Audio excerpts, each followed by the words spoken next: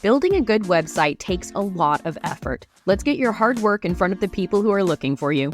In this deep dive into Squarespace SEO, you'll learn the 5 tips that can boost your site's visibility in search results. Get ready to make Google your best friend and attract the audience that's trying to find the content you create. We're going to supercharge your online presence in this episode of Think Inside the Square.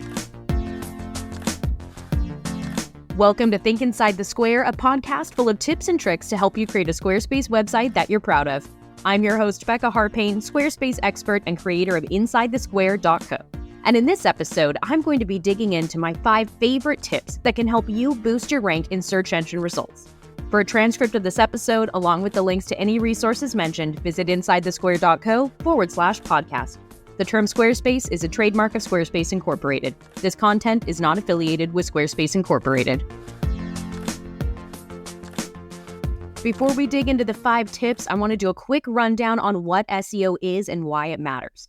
We all know what Google is. The way we search today, it's a little different than it was 10 years ago. We ask our Googles and our Alexas a lot more than we did before. But Google search on a computer, a phone, or a tablet, it's still a common way that people find information. SEO is optimizing your website content for those searches, search engine optimization. When you do SEO right, your website pops up higher in search results when people are looking for the stuff that you offer or you talk about. Squarespace has some built-in SEO features, like SEO metadata for every page, SSL being enabled automatically. If you don't know what SSL is, don't worry, it's good. And Squarespace also has an SEO checklist that I think everyone should use. I've linked to it in the show notes, InsideTheSquare.co/podcast. But aside from that, I want to talk to you about 5 things that you can do to boost your rank on Google. The first tip, be realistic when it comes to your keywords. Keyword research is important, and you probably know exactly what words you want to rank for. You're using those in your site title and your page titles and inside the page content itself, even in your URL. But the truth is, there are billions of websites out there, and you might be a weekend athlete trying to compete at the Olympics. Here's what I mean by that. I have a dear friend. He's a tattoo artist in Portland. We're hanging out at his house, and he's telling me, hey, I've got this Squarespace website, and I really want to rank for Tattoo Artist Portland. How do I get on the first page of search results for Tattoo Artist Portland? And I told him, you buy an ad. That's the only way he's going to get to the top of that page in any record time. Tattoo studios for the last 10 years, every tattoo convention that's been in Portland for the last 10 years, every travel blog article about tattoos in Portland, they are all going to outrank him. They've been there longer, they've got more content, they've invested their time into backlinks. He has a brand new website. And if he's trying to get on top of search results for Tattoo Artist Portland, that is going to be an uphill battle that could literally take. Now, here's the trick. He can reach the top page in search results, but it needs to be for his niche.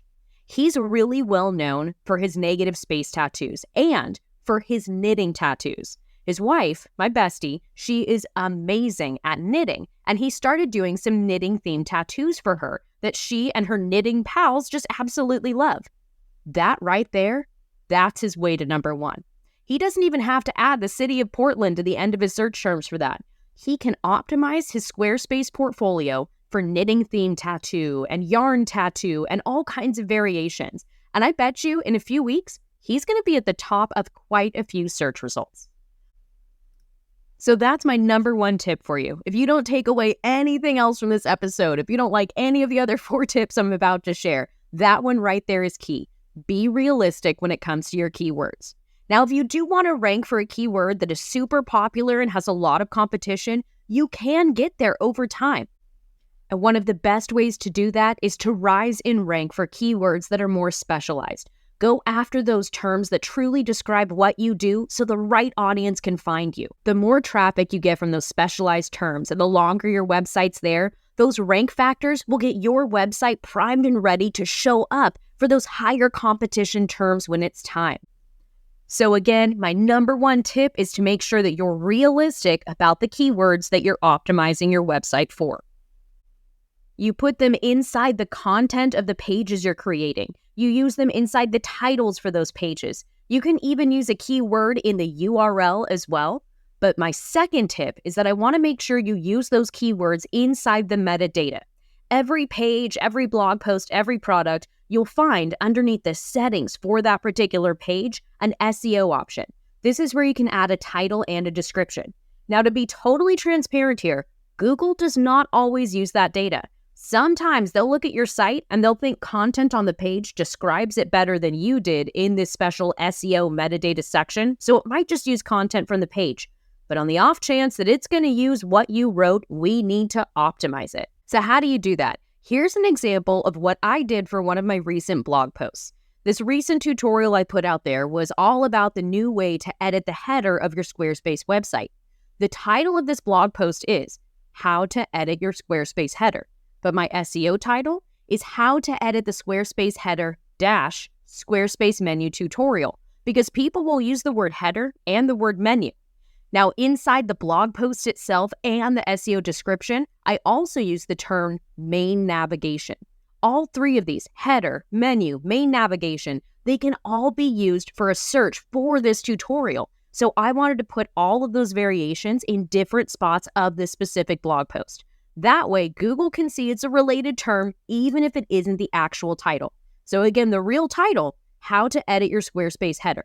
That's the main search term that I thought people would be using, or I should say search phrase. That's the main search phrase that I thought people would be using to find this tutorial. But someone might say Squarespace Menu Tutorial, and someone might say how to change main navigation in Squarespace. I want to make sure header, menu, and main navigation are inside the SEO optimized area for this particular blog post. So again, I use those variations in the title, the SEO title, the description, and in the content itself. One last time, because I realize I'm kind of rambling here, the actual SEO title for the page, I use the title of the blog post, How to Edit Your Squarespace Header. Then I added a dash and added Squarespace Menu Tutorial. Okay? Awesome.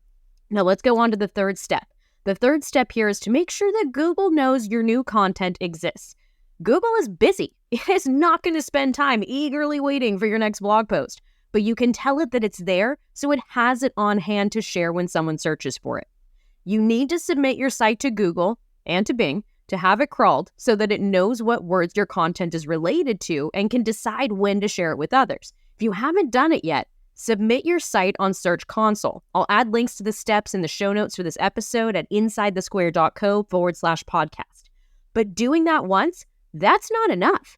Anytime you make new content, sure, you could just sit back and assume Google will find it eventually, and they probably will, but do yourself a favor. Tell Google you made it. Get that page crawled so it knows to share the new stuff with people searching for it. Yes, every time you make a new page or make a big change. Now, don't abuse this feature. Last time I checked, there was a limit. The new rumor in my SEO circles is that you can request a specific URL 10 times a day and a specific URL and the pages it links to directly 2 times a day. But honestly, once is enough. Don't abuse this power. When you are ready, like you spell checked the page, you checked all of your links, you looked at it on mobile, you're really ready to launch this new page or blog post or your updated one, then request that Google crawl it through Search Console and let Google do its thing. Okay, that's 3 out of 5. Let's do a quick recap before I share the final 2. Make sure you're creating content that your audience will be able to find.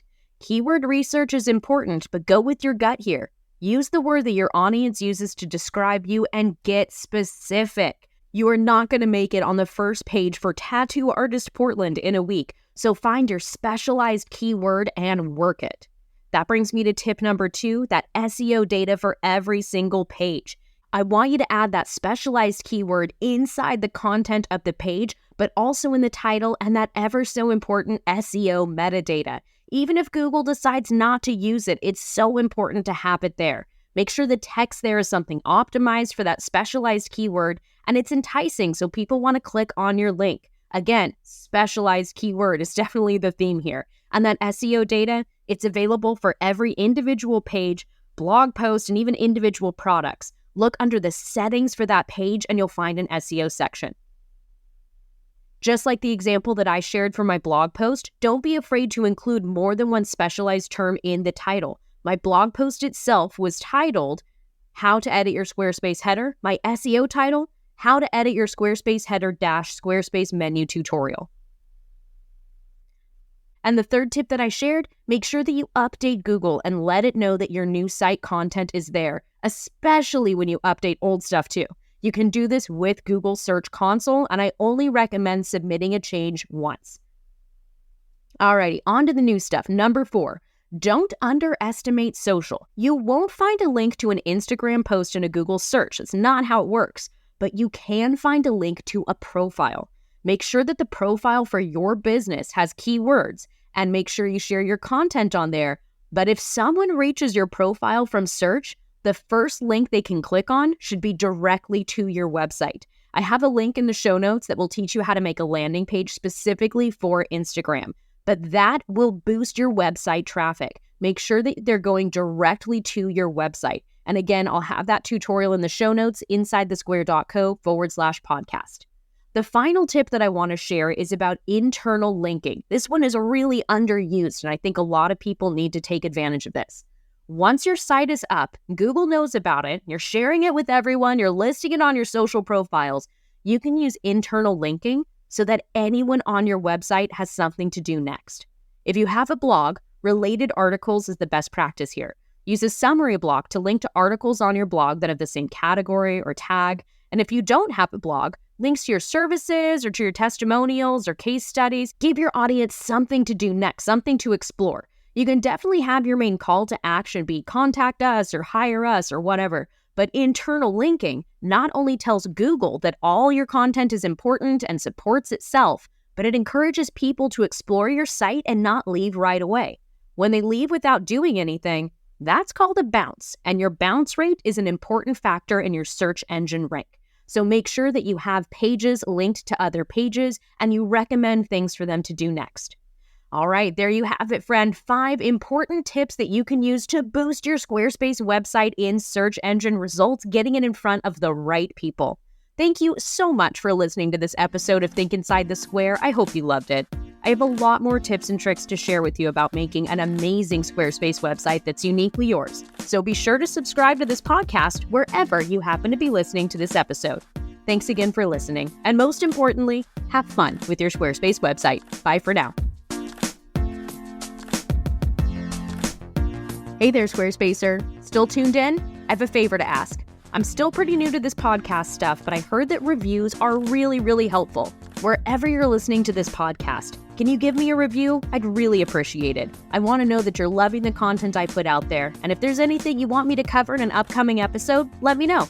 Email me anytime, support@insidethesquare.co. Thanks again for tuning in, and most importantly, have fun with your Squarespace website.